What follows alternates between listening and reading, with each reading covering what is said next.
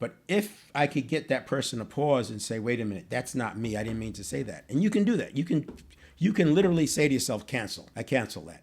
And then restate what you really mean. And this will save you so much trouble in life, because who wants to spend their life defending something that came out of conditioning that happened 40 years ago? But the other thing that happens in here is cognitive biases, and the cognitive biases are heuristic, and it's to speed things up for stuff that happens all the time.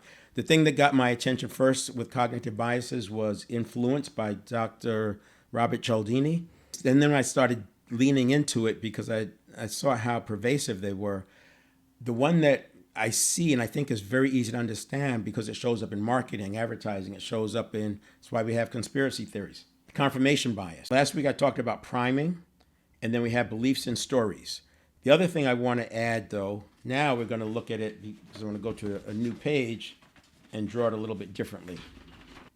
Over here we have our stimulus response bubble or cycle, right? We have the S, the R, and then the response. We have the cognitive biases in there, and we have the meta programs in there. And so this is a thing.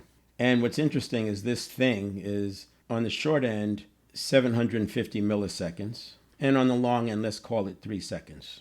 So 3,000 milliseconds on the long end. And that's arbitrary. I mean, I'm not a scientist, and we could talk about that. But the reason I put 3 seconds in there is because that gives enough time to assess. But then there's another part out here that's, I would call it 3 minutes, that I would still put as part of this. This whole thing is what I call the stimulus response cycle.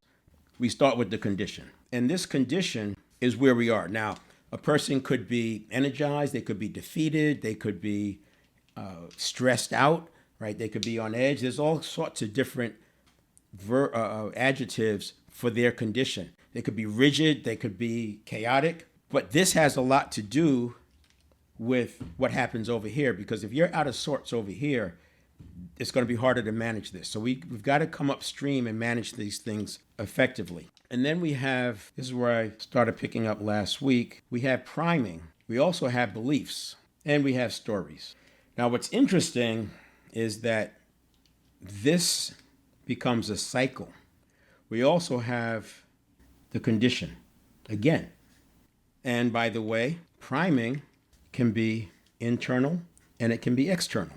I'm going to talk about this for a moment because it ties right back to that post that I mentioned.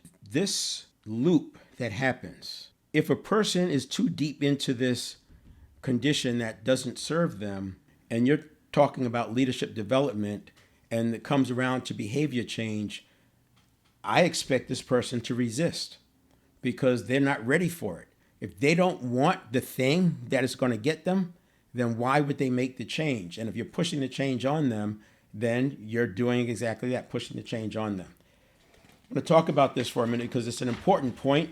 I want to talk about this condition thing. So we have our belief, and that belief has created a condition, and that condition has created, you could say, a result, an experience, but it creates something. Let's just call it a result for now. And that result reinforces the belief.